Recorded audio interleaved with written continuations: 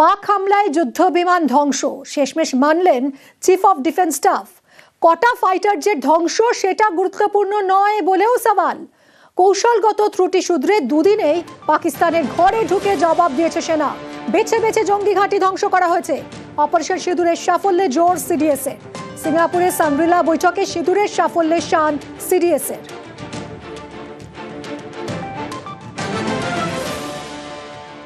What is important is that not the jet being down, but why they were being down. Good part is that we are able to understand the tactical mistake which we made, remedy it, rectify it, and then implement it again after 2 days, and flew all our jets, again targeting at long range. Pakistan claims 6 Indian jets were downed.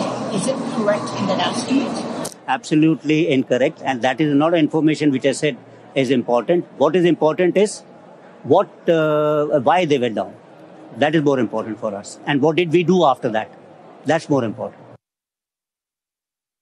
এটা একদম পরিষ্কার clear হয়ে গেছে, কিন্তু আমরা যদি একটু পেছনে যাই, এই যে director general air operations briefing ছিল, ওর মধ্যে ওনাকে একটা পয়েন্টেড কোশ্চেন করা হয়েছিল যে আমাদের কটা প্লেন ধ্বংস হয়েছে, ফাইটার এয়ারক্রাফট। তখন উনি বলেছিলেন এটা তো হয়েই থাকে, কিন্তু আমাদের পাইলট সব সেফ আছে। ওখানে উনি মেনে নিয়েছিলেন যে ধ্বংস হয়েই থাকে, তার মানে হয়েছে, হ্যাঁ, কিন্তু পাইলট সেফ আছে, তার মানে আমাদের এয়ারক্রাফট কোনো পাকিস্তানের টেরিটরিতে ধ্বংস হয়নি। এটা একটা খুব বড় হিট উনি দিয়েছিলেন, কিন্তু এখানে সিডিএস ক্লিয়ারলি বলে দিয়েছেন যে হ্যাঁ হয়েছে। বিশ্বমঞ্চে অপারেশন সিঁদুরের সাফল্য প্রচার। মালয়েশিয়ায় অভিষেক বন্দ্যোপাধ্যায় সহ সর্বদলীয় প্রতিনিধিরা। কুয়ালালামপুরে পাকিস্তানের মুখোশ খুললেন অভিষেক। কেউ সন্ত্রাস ছড়াতে চাইলে বরদাস্ত নয় বলে তো পাকিস্তানের আসল চেহারা সামনে আসা দরকার বলে মন্তব্য করেছেন অভিষেক। জাপান, দক্ষিণ কোরিয়া, ইন্দোনেশিয়া, সিঙ্গাপুরের পর মালয়েশিয়ায় অভিষেকরা। Talks and terror cannot go together. India has been engaging in a dialogue with Pakistan from the last 50 years, no matter who was in government.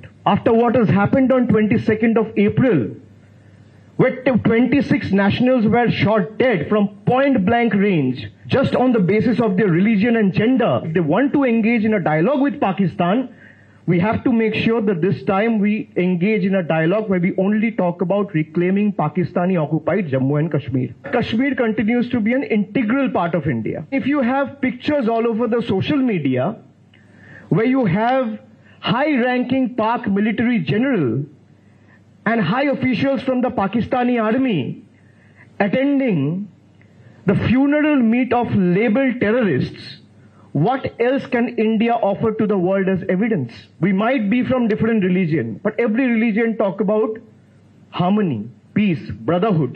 I might differ with government on several issues, and I will not budge an inch. I will fight the government tooth and nail, will keep asking the right questions, will fight. But when it comes to my national security and safeguarding the sovereignty of my country, I will stand shoulder to shoulder with my country.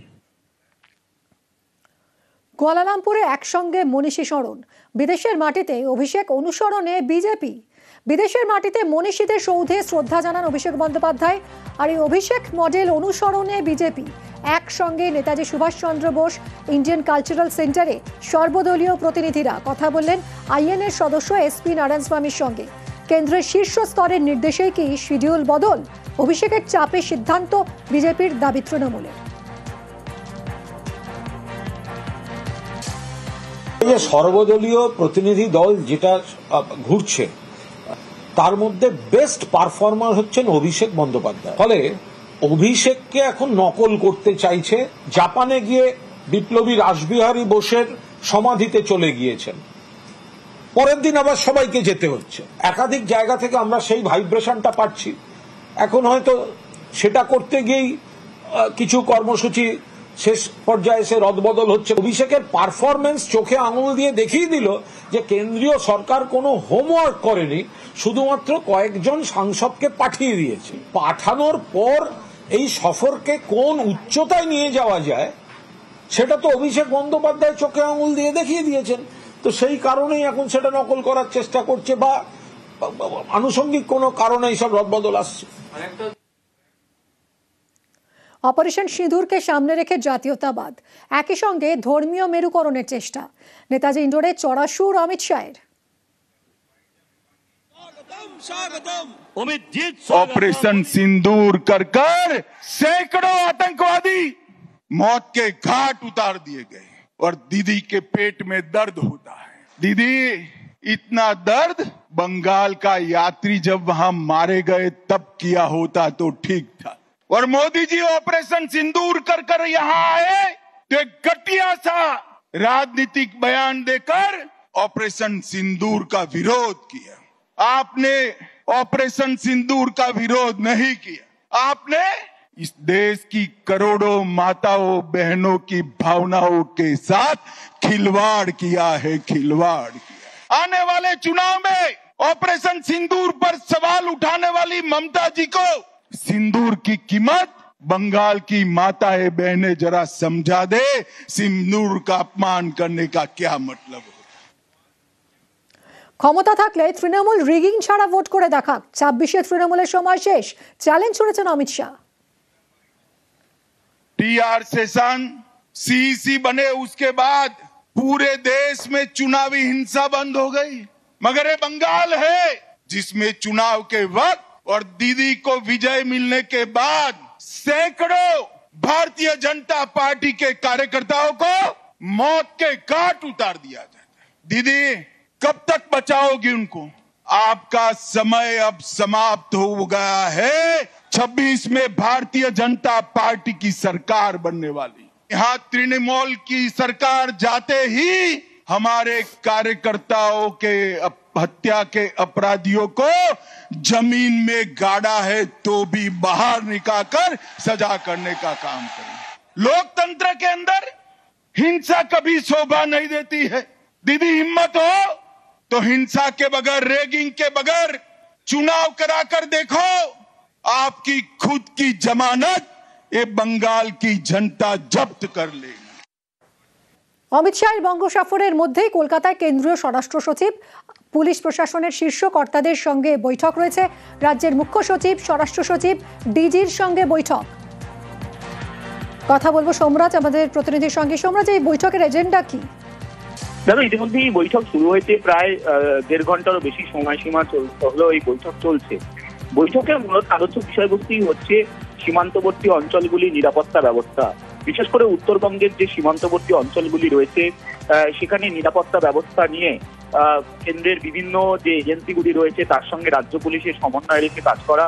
দ্বিতীয়ত হচ্ছে যে সীমান্তবর্তী অঞ্চলগুলির একাধিক জায়গায় fencing লাগানো এবং তা নিয়ে রাজ্যের থেকে ইতিমধ্যেই জমি দিয়েছে কেন্দ্রীয় স্বরাষ্ট্র মন্ত্রক। তুমি জানো, ইতিমধ্যে রাজ্যের তরফে জমি দেওয়াও হচ্ছে, সেই কাজ কতদূর এগুলো তা নিয়ে পর্যালোচনা বৈঠক।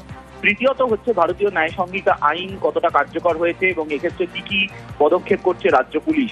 এই 3টি বিষয় নিয়ে মূলত পর্যালোচনা বৈঠক হচ্ছে এবং যেটা সূত্র মারফত জানা যাচ্ছে ইতিমধ্যেই সেই বৈঠকে আলোচনা হচ্ছে যে এই যে ফেন্সিং লাগানোর জন্য যে জমি এবং সেই জমি নিয়ে রাজ্যের তরফে এখনো পর্যন্ত কি কি পদক্ষেপ নেওয়া হয়েছে, কতটা জমি দেওয়া হলো, তা নিয়ে বিস্তারিত আলোচনা চলছে এবং সেই বৈঠক এখনো চলছে বলে আমরা সূত্র মারফত জানতে পারছি। এবং এই বৈঠকে মূলত কেন্দ্রের স্বরাষ্ট্র মন্ত্রকের তরফে একটি পাওয়ার পয়েন্ট প্রেজেন্টেশন দেওয়া হবে যে রাজ্যের তরফে এখনো পর্যন্ত কি কি করা হয়েছে বা কি কি করা প্রয়োজন রয়েছে তা নিয়েও আলোচনা হবে। এই বৈঠক প্রায় 1.5 ঘন্টা হলো এখনো চলছে। ধন্যবাদ সোমরাজ।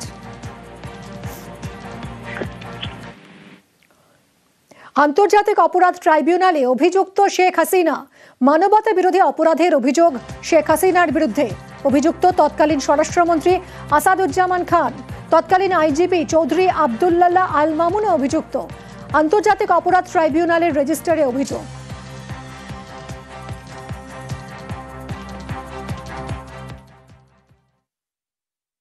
অভিযোগ দাখিল হয়েছিল 14/8/24 তারিখে, 12/5/2025 তারিখে তদন্ত প্রতিবেদন দাখিল করেন, যাতে এই 3 জনকে আসামি করা হয়েছে। তারা হলেন সাবেক প্রধানমন্ত্রী শেখ হাসিনা, সাবেক স্বরাষ্ট্রমন্ত্রী আসাদুজ্জামান খান কামাল এবং সাবেক আইজিপি চৌধুরী আব্দুল্লাহ আল মামুন। 1971 সালে স্বাধীনতার পর আওয়ামী লীগ সরকার তাদের জনগণকে প্রদত্ত প্রতিশ্রুতি লঙ্ঘন করে একনায়কতন্ত্র, স্বৈরাচার এবং নিপীড়ন ব্যবস্থা কায়েম করেছিল।